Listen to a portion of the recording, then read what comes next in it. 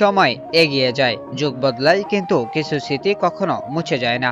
90-এর দশক একটি সময় যা আজও আমাদের মনে করায় সরলতা, আন্তরিকতা আর নির্ভেজাল আনন্দের দিনগুলো।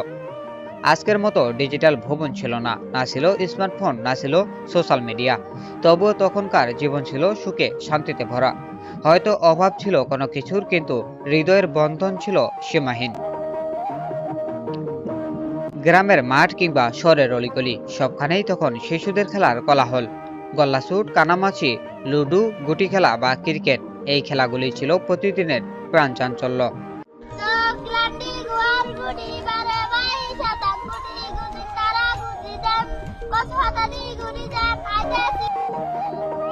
বিকেলের হাওয়ায় ভেসে আসা বাঁশির ডাক কিংবা বন্ধুদের চিৎকার, এসবই হয়ে উঠত জীবনের আনন্দ।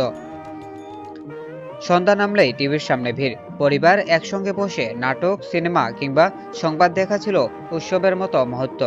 শুক্রবার মানেই সিনেমা, ঈদ মানেই নতুন নাটক। তখনকার বিনোদন হয়তো সীমিত ছিল, কিন্তু সেই আনন্দ ছিল অসীম। পাড়ার মেলা, ঘুড়ি ওড়ানো, ভ্যান গাড়িতে আইসক্রিম, এসবই ছিল ছোটদের কাছে উৎসবের মতো। একটি খেলনা বা একটি বেলুন পেলেই মনে হতো পৃথিবীর সেরা উপহার।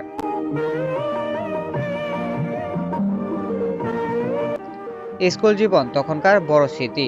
টিফিন ভাগাভাগি, ক্লাসে দুষ্টমি, রচনা প্রতিযোগিতা কিংবা ক্রিকেট টুর্নামেন্ট, এসবই আমাদের বড় হওয়া শিখিয়েছে। বন্ধুত্ব ছিল সত্যিকারের, প্রতিশ্রুতিগুলো ছিল আন্তরিক।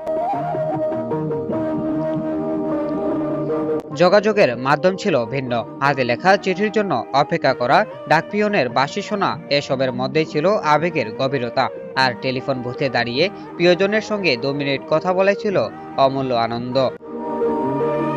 গানের আসর মানেই ক্যাসেট টেপ, প্রিয় শিল্পীর গান রেকর্ড করে শোনা ছিল এক অন্যরকম আনন্দ। রেডিওর ভেতর দিয়ে ভেসে আসা কণ্ঠস্বর আনন্দের সাথে যুক্ত করত আবেগ।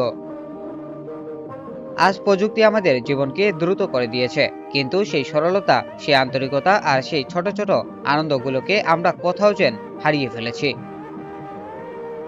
90-এর দশকের স্মৃতিগুলো আমাদের মনে করায় সুখ কখনো বিলাসিতায় নয়, বরং ছোট ছোট মুহূর্তেই লুকিয়ে থাকে। হয়তো সেই সময় চলে গেছে, কিন্তু স্মৃতি থেকে গেছে অমলিন।